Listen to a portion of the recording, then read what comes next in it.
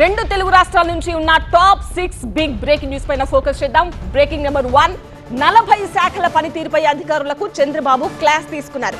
2029లో 2024 కంటే ఎక్కువ మెజారిటీ రావాలంటే అధికారులు రాజకీయ నాయకులది బాధ్యత అన్నారు. అధికారులు పరిగెత్తాలి, లేకుంటే తాను పరిగెత్తిస్తానన్నారు. బ్రేకింగ్ నెంబర్ 2, సీఎం రేవంత్ రెడ్డితో మంత్రి పొంగులేటి భేటీ అయ్యారు. ఎల్ఐజీ హౌసింగ్ కు సంబంధించి భూములపై చర్చించారు. వివిధ డిపార్ట్మెంట్ల ఆధీనంలో ఉన్న భూముల హౌసింగ్ కార్పొరేషన్ కు కేటాయింపుపై చర్చించారు. బ్రేకింగ్ నెంబర్ 3, గ్లోబరీనాలో కేటీఆర్ పాత్ర ఉందని అనుమానంగా ఉందన్నారు టీపీసీసీ చీఫ్ మహేష్ గౌడ్. కాంగ్రెస్ నేతలు ఎక్కడేం జరిగినా బీఆర్ఎస్ కు అంటగట్టడం సరికాదన్నారు కేటీఆర్. బ్రేకింగ్ నెంబర్ 4, విద్యార్థుల ఉద్యమం ముసుగులో అరాచక శక్తులు చేరాయి, జర్నలిస్టులు పోలీసులపై దాడులు చేశారు అంటున్నారు బండి సంజయ్. సంఘ విద్రోహులపైనే పోలీసులు లాఠీలు వాడారు అంటున్నారు బండి సంజయ్. 118 మంది పోలీసులకు కూడా గాయాలయ్యాయి అంటున్నారు బండి సంజయ్. బ్రేకింగ్ నెంబర్ 5, హైడ్రా రంగనాథులు క్షమాపణ అఫిడవిట్ కోరిన హైకోర్టు.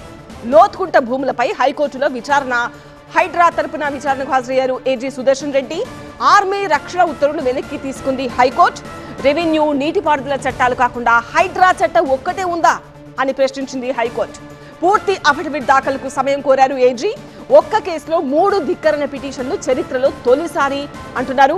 అలాగే రంగనాథ్ క్షమాపణ చెప్పాలి అని అఫిడవిట్ దాఖలు చేయాలని హైకోర్టు ఆదేశించింది. తదుపరి విచారణ సోమవారానికి వాయిదా పడింది. లాస్ట్ బ్రేకింగ్ న్యూస్, వివేక హత్య కేసులో సునీత పిటిషన్ కొట్టివేశారు. సునీత పిటిషన్ ను కొట్టివేసింది నాంపల్లి సిబిఐ కోర్టు. సమగ్ర దర్యాప్తు జరగలేదని వైఎస్ సునీత పిటిషన్ వేశారు. ఇప్పటికే కేసులో ఛార్జ్షీట్ దాఖలు చేసింది సిబిఐ. ఇవి ఇప్పటివరకు ఉన్న